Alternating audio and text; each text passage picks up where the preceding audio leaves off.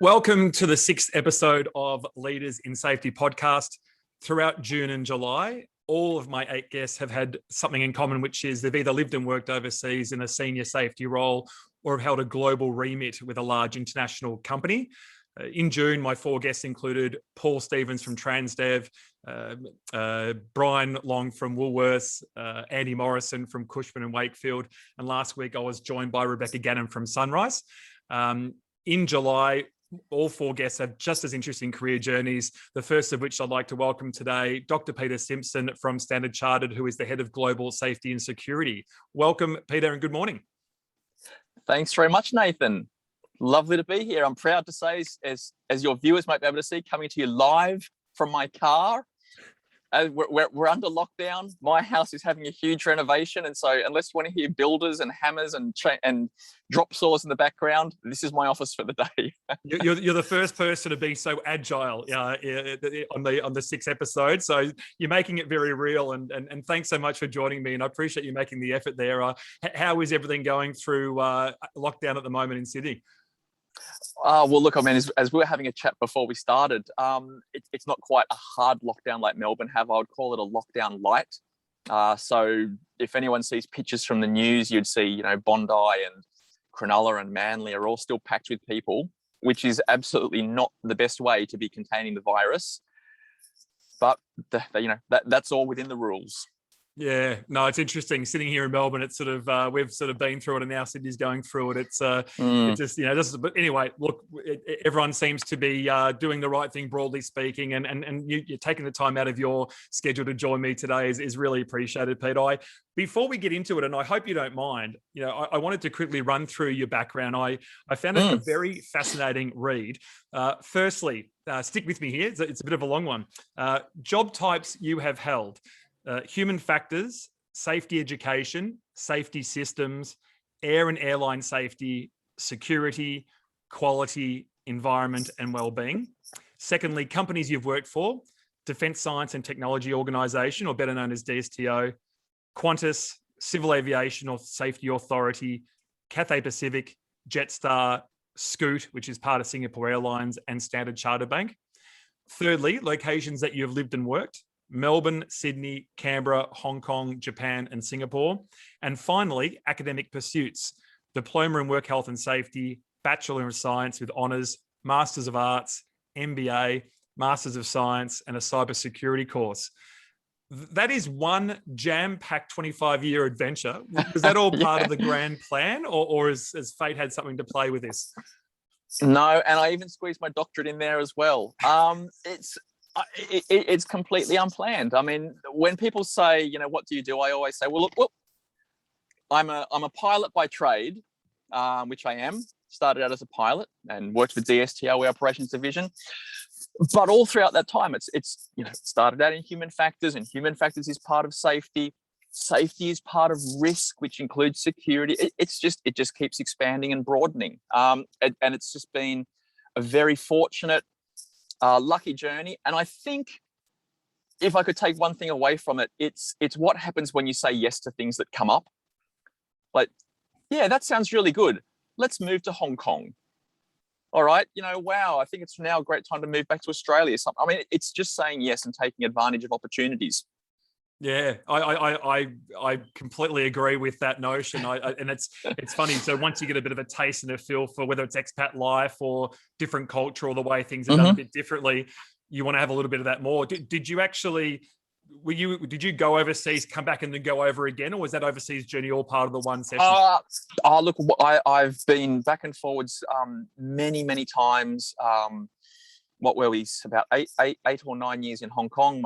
2 of my children born over there, and then back to Australia for just a very short time. But in that time, I worked for ICAO, so teleworking into Montreal. Back to Singapore, I've lived and worked in the UK for quite a while, working with the military over there. Japan, I actually commuted. If people ever complain about a bad commute, you've never had to commute between Sydney and Tokyo every week. That's quite a long commute. And I flew back every weekend because my family was still here. But yeah, so it's been done in many ways, sometimes permanent living, sometimes commuting, sometimes jumping around. No, fascinating. I know that most people listening to this will be aware of the Standard Chartered brand. Perhaps not everyone knows, though. Standard Chartered UK head office, over 87,000 people work for the organisation, over 1,200 branches across 70 countries. It is a really big organisation. Can you tell us just a little bit more about the company and about your role? Yeah, sure, Nathan. So particularly in Australia, people might not be familiar with it, with Standard Chartered. And that's because we don't really have a very big operation here. We've only got maybe 50 staff out of the 100 odd thousand staff that we've got. Our footprint is mostly developing nations. Africa, the Middle East, South Asia, Southeast Asia, ASEAN, South America. And I would say that perhaps the best way to get across to maybe particularly Australians of what is Standard Chartered is, if you are a fan of the English Premier League, football or soccer as we call it, and Liverpool, Standard Chartered has been the main sponsor for Liverpool for quite a while. So I do love, it's school holidays and I see the kids out in the street, and every now and again I'll see someone in the Liverpool jersey, and I love seeing it because, hey, there's a Standard Chartered logo, and it makes me feel quite proud. I was actually in Hong Kong for 4 years. It had quite a strong affinity to Hong Kong, didn't it? Yes, it does. Yes, so that's I'm good pointer there. Hong Kong is unusual. Banks print the money.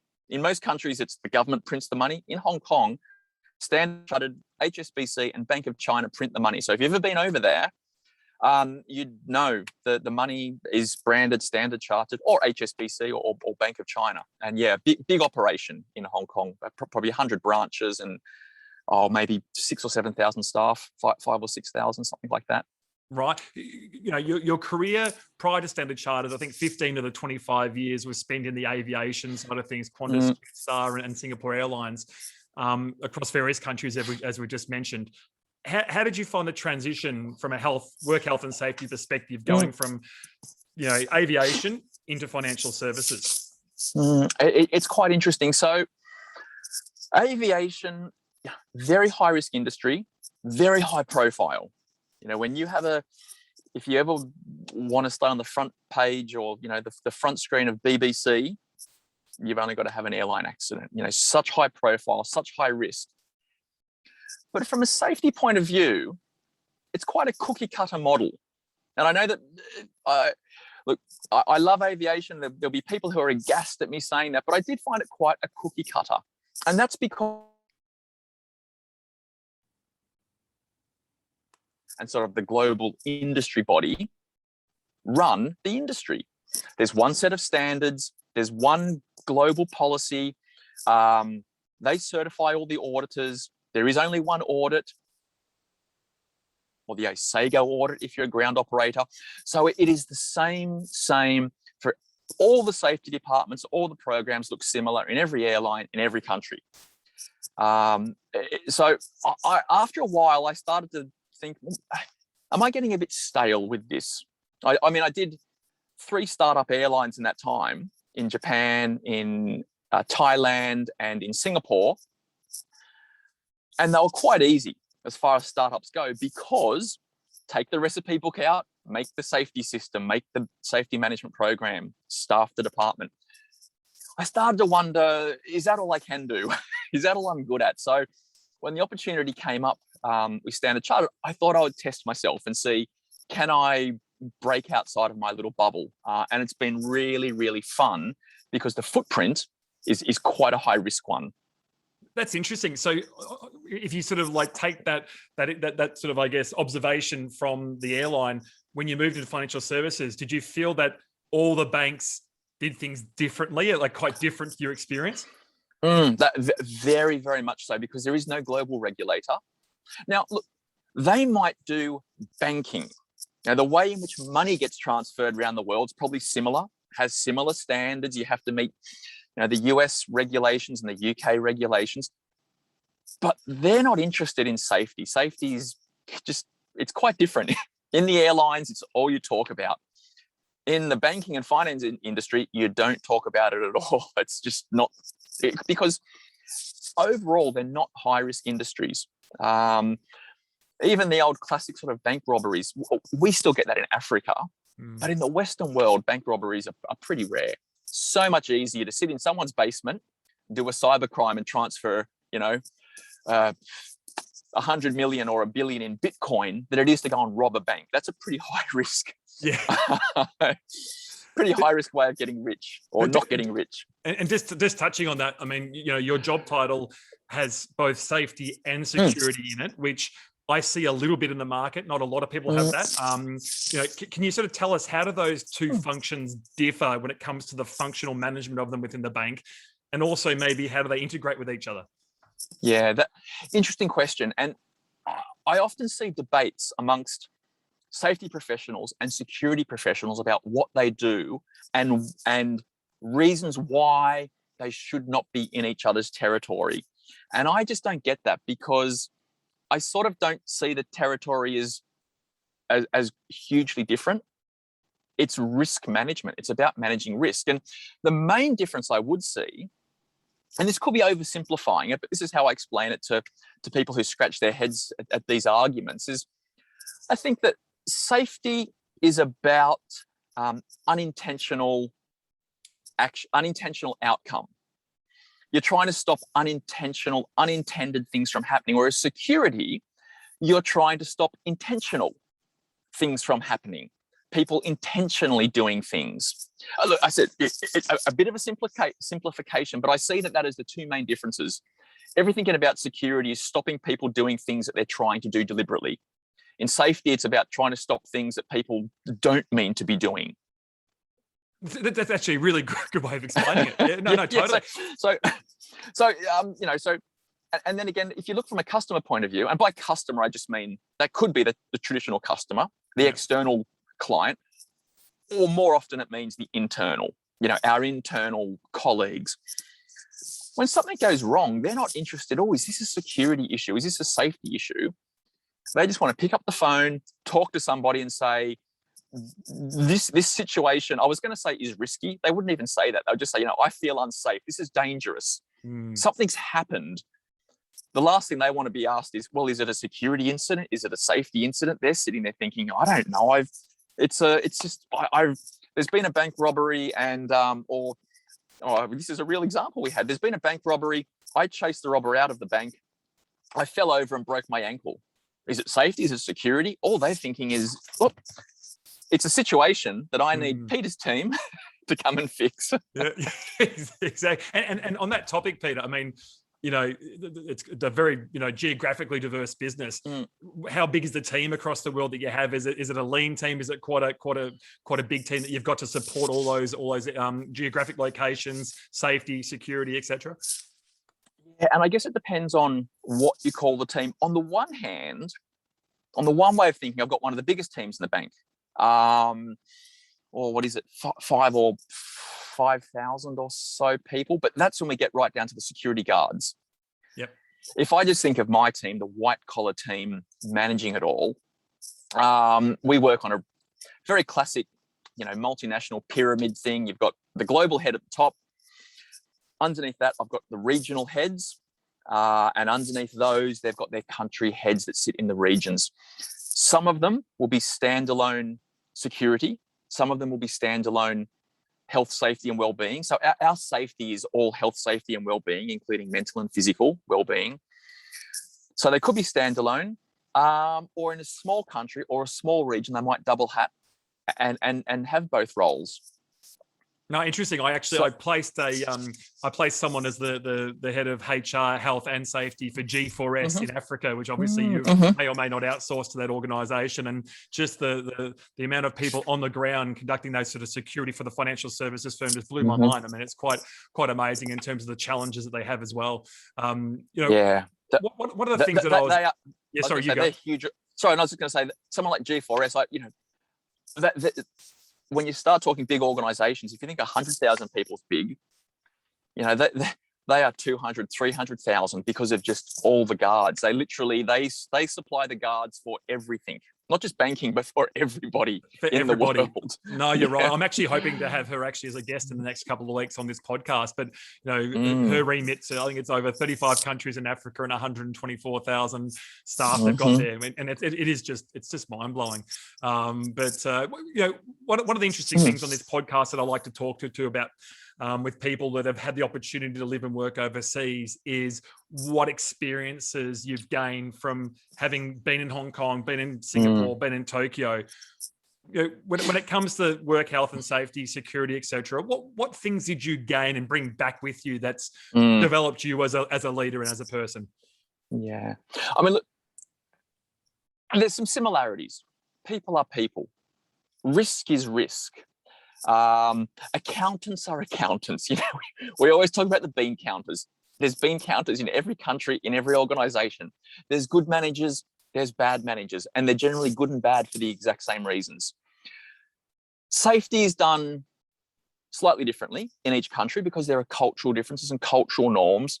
But at the end of the day, you're trying to make sure that people can be as productive, efficient, effective, that they can go to work and come home in the same state, or ideally even better, if we can even improve their mental and physical well-being while being at work, or that for their families. So overall, I find a lot of similarities, but it's those small cultural differences that can make all the difference. I remember in Japan, all of our ground crew, our ground operators used to wear hard hats on the tarmac, and I'd never seen that before. And I figured I'd never seen it before because, well, if something falls out of it, if an aircraft falls out of the sky on top of you, wearing a hard hat isn't going to help. But that was a cultural norm. It was interesting because it had other problems that are associated with it. It's quite uncomfortable. It can be very hot in Tokyo in summer, and perspiration and other issues. But it's the little things that make all the difference. I think what's really been interesting is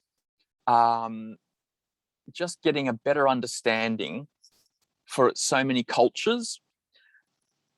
And I'd have to probably say, I've always been fascinated by cross-cultural psychology, the work of Hofstede and the rest.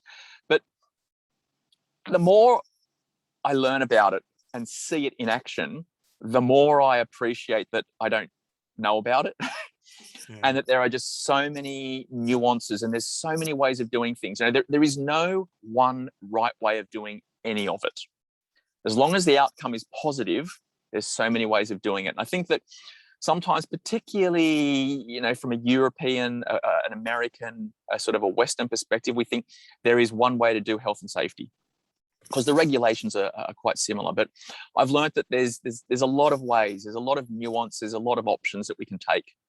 Talking about a lot of options and a lot of ways, what I find absolutely fascinating about your role is that I interviewed Andy Morrison a couple of weeks ago. He's got a global remit for a very large US organization. He's based here in Sydney, like yourself. And I'm like, oh yeah, time zones must be pretty challenging. You take it to another level. I mean, the UK is probably the furthest point on the other side of the globe. Given the size of your teams and the size of the bank and the time zones and everything mixed in, how do you go with managing a global remit from Sydney for a UK-based organisation? That's interesting. And I actually had to write this down so I didn't get it wrong. But I wrote down where my team come from. So in my leadership team of safety and security, I've got Indians, Filipinos, British, Australians, Hungarians, Kenyans, Hong Kongers, Chinese. I don't know what... Emirati. I was thinking, what do you call someone from the UAE? That's an Emirati. Singaporean and a Zimbabwean. That's my leadership team. So when we get on a global call, which we have at least once a month, there's a lot of time zones to cover. Yeah, you just get used to it. You get very used to knowing what time it is in any part of the world. Look, there's no time zone in the world that everyone can be connected. You cannot connect the UK and Australia and the US all together, but you can connect Australia and the US quite easily and Australia and the UK quite easily. It's just, rearranging your day, my days go quite long because of London, but I have a feeling there's no mute button on your mobile when you go to bed at night. Oh no, I try and be really super strict. When the last meeting finishes, and that could be all sorts of times, I'm really strict on the laptop gets shut down. Yeah. Put away till the next morning. Same with Friday, laptop, not just, I actually pack it away so I'm not tempted over the weekend to get it out, because it's very easy, especially with work from home, new ways of working. It's really easy to fall into that trap where you're just always on. Doing that in the absolute height of a crisis is fine. You can run on that adrenaline for a couple of days, a couple of weeks, maybe a couple of months. Yep. But you can't do that, for months and months on end. It's not healthy. It's very unproductive, very inefficient. So I'm really strict on packing that away at the last meeting, even if that meeting it does go to 10 or 11 at night. No. You're probably a good person to talk to about efficient working styles. So, interesting.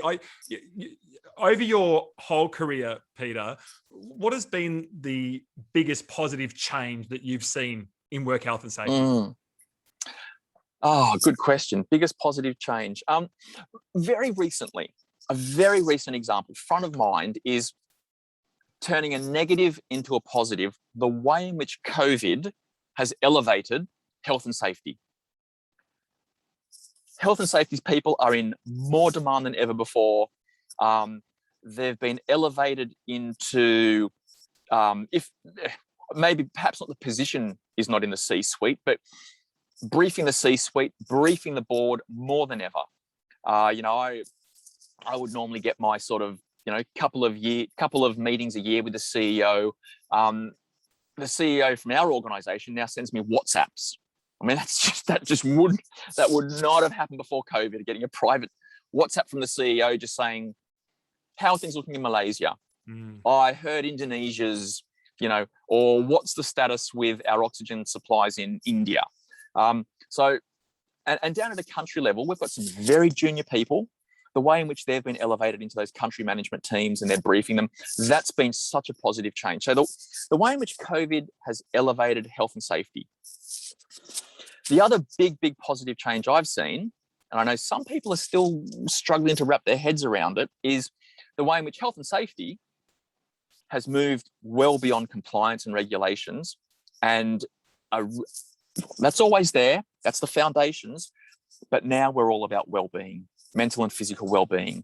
We're all about making people more productive, more efficient, better, bigger and better, healthier, more mentally well.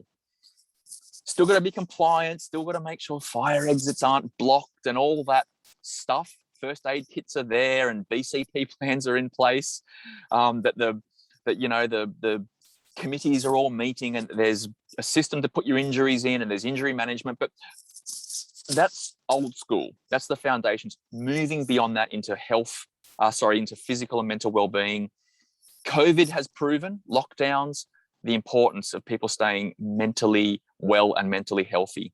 No, I could not agree more on that second point. So two big things, two really positive changes I've seen. Yeah, no, the first one is one which I've it's really sort of, I guess, given people the opportunity to step up and really had more exposure in what they can bring to a business. It's sad that COVID has had to do that, but I totally agree. But more importantly, on that second point of the well-being, it certainly seems to be a very big priority of a lot of the very large corporates. One of the things I was interested to ask you on that subject, Peter, was, the whole well-being, the development of that, the rolling out within the organization seems to be shared somewhat between HR and work health and safety. In a company like Standard Chartered, is it a joint effort? Like, are these well-being initiatives being born and developed together and rolled out together? Where does that sort of sit in terms from a functional perspective?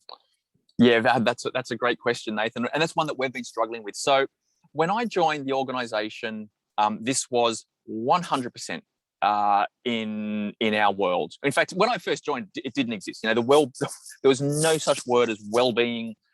Mental health didn't exist. So that's been brought in since my time of being global head of health, safety and wellbeing.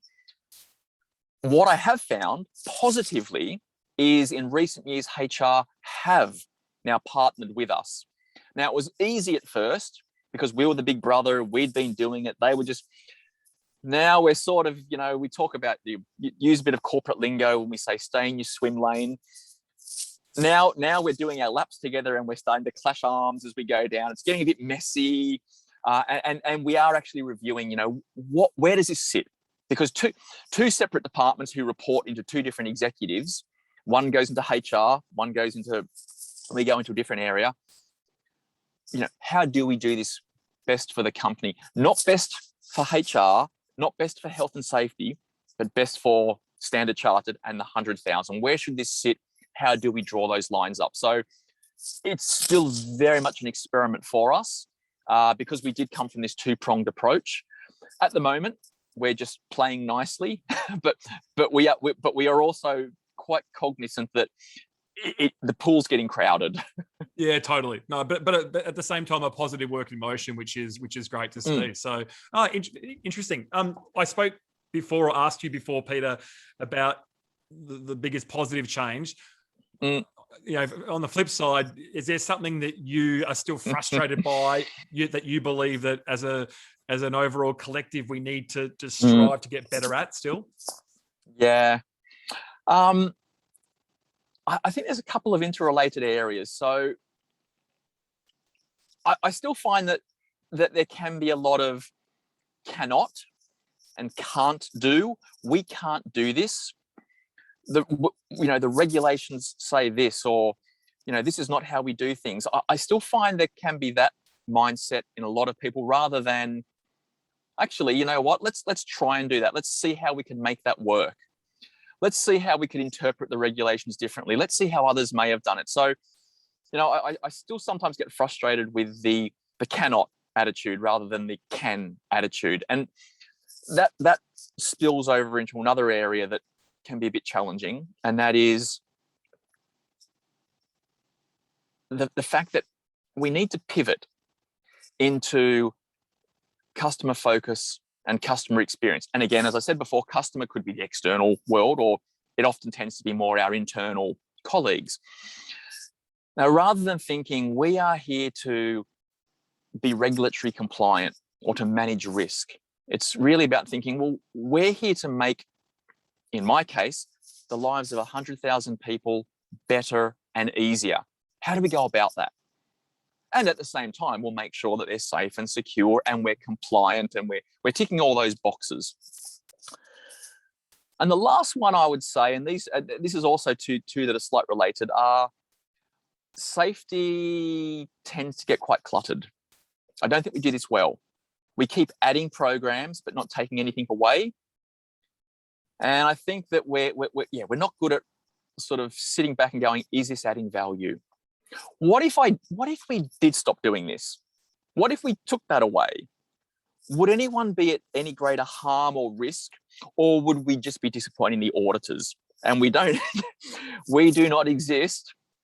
I'm going through a global audit at the moment. Sometimes it feels like we exist for the sake of auditors, but we don't really. That's not what we're there for. We're there to manage risk, improve productivity, improve efficiency. So could we take this away? And would it have any outcome? So that decluttering of safety, I think, is something that we can do a lot better at. Yep, absolutely. And many a book written about that as well. That I say. Very, very, very interesting, Peter. Final question, Peter. I mean, it's a bit of I'm not sure which one you might go down the path here, because I was interested to get a bit of advice for somebody that might be, whether they're sort of 5 to 10 years experienced in the work health and safety, they're starting to carve their career. Maybe they're in a middle management role and have aspirations to move up the chain of command. You've got a very interesting academic side, whether that's going to be some advice that you say, perhaps you should study this or this. You've gone overseas and you've moved overseas, you've worked in different industries. What sort of advice would you give to someone who's looking at wanting to develop or broaden their career based on your adventures? Well, look, having different roles, living in it could just be different cities, different states, different countries. I mean, they're all great things. Yeah. But if you don't, but that's not for everybody. Yeah. Some people don't enjoy that. They love where they live. So I would say, if you really do want to better yourself, be like a CEO, think like a CEO. And by that, I mean, CEOs surround themselves with the best people they can get. They go out there and they want their top team to be the best people they can get their hands on, that they can afford. And they listen to them. And they ask for help. And they ask for advice. One of the things that I think people get wrong, and believe me, I've got this wrong my whole life. I've thought, as the subject matter expert, I've got all the degrees on the wall that prove it. I have to have the answer. People come to me and pay me to get answers. I've learned, actually, no. They pay me really to ask questions, to help get the best solution. And, I used to walk around with my big iron armor suit on. I'm invincible. I've got all the answers. And I didn't. I've got one answer, my answer. Yeah. There are a myriad out there. So I would tell people, think like a CEO. A bad CEO is the one who doesn't ask anyone, who surrounds himself with mediocrity, who hires people below them so they feel superior. They don't ask questions. They just simply give orders with a single answer. Don't be like that. Be like the good CEOs. And I use that CEO example because I think people get that. They understand that, of course, that's how CEOs act. That's what makes good CEOs. But I would say, well, that's actually just what makes good leaders. And that includes in the safety field as well. That is such good advice. That's very, very authentic advice.